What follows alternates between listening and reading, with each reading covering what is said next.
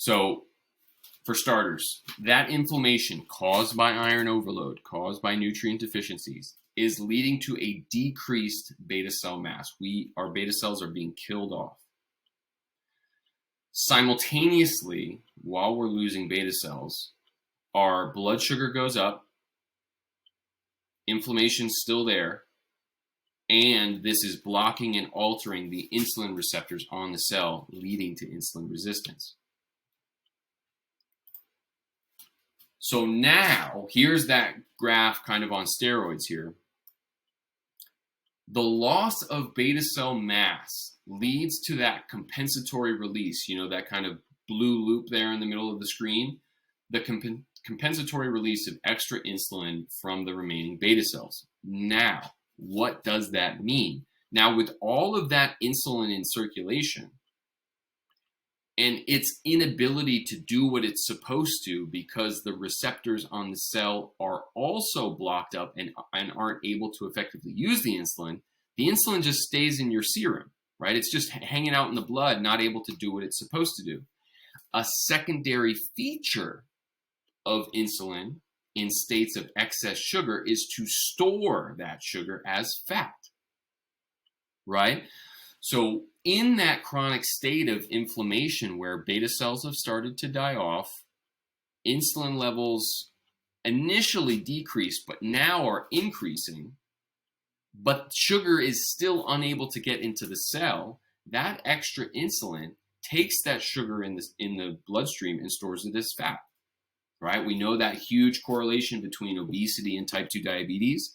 People just assumed for the longest time that if you were overweight, you developed type 2 diabetes. But what if it was insulin resistance and type 2 diabetes that led to obesity?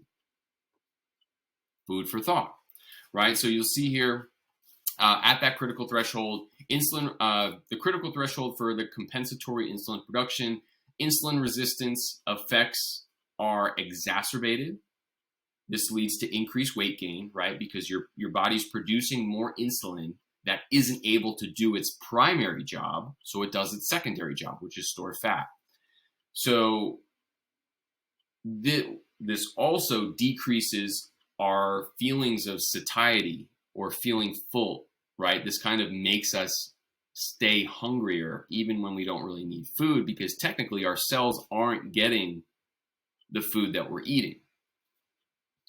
So once that insulin increase starts to happen, that is clinical definition of type 2 diabetes, right? You've got that increased insulin volume in the blood, decreased sensitivity to the insulin, the continued inflammation of those nutrient deficiencies.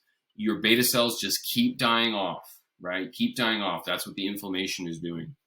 And your fat mass increases, which there's plenty of research on now. That exacerbates the inflammation, makes the inflammation worse. And it's honestly just this big, bad, positive feedback loop that just keeps piling on. Now, there comes a point where you've just lost so many beta cells that your body is not able to sustain itself anymore. That is type 1 diabetes, right? So once your beta cell mass hits the point of no return, like your body can't survive with so few beta cells and so little insulin in your system, you're diagnosed as a type 1 diabetic, right? So your fat stores, that's why all type 1s usually at diagnosis are incredibly skinny, right? Because your fat stores have been completely depleted via ketosis, ketoacidosis. Your body isn't able to effectively use sugar at all, so it starts metabolizing body proteins and fat. You can't metabolize glucose at all. All right, so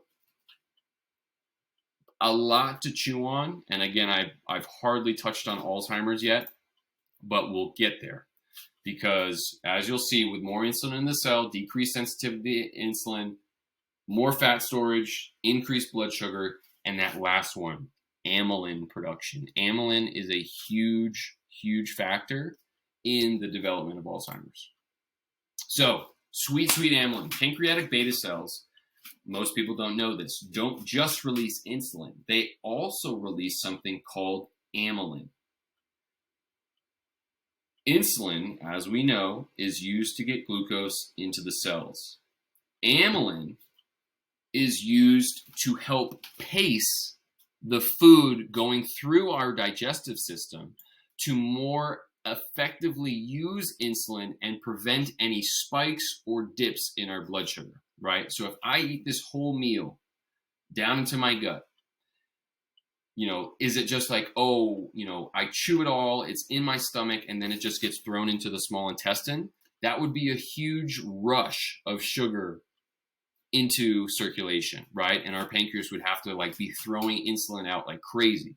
Amylin is kind of serves as I love the garden hose analogy here. So it kind of serves to slow the spray of sugar into our system, right? So amylin is what makes a diabetic feel full so that they'll stop eating and give their body enough time for the food to be processed through the small intestine so that insulin can be secreted at a proper rate to keep your blood sugar level and prevent spikes and dips, okay?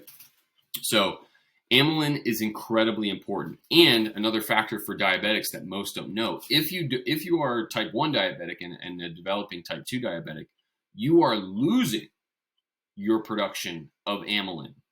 So your sense of fullness coming from meals, I know I've experienced this my whole life, I get hungry very quickly after I'm done eating.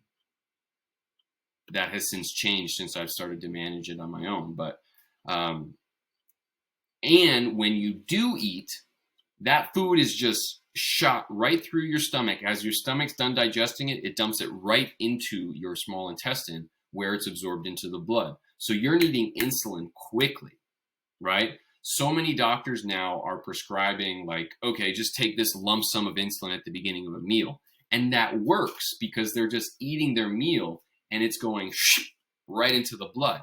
Whereas if you had amylin production, it's going to slow you down. It's going to slow the release. It's going to slowly drip that food so that the insulin can work effectively. Meanwhile, you feel full and you don't want to eat anymore, so you're not making it any worse.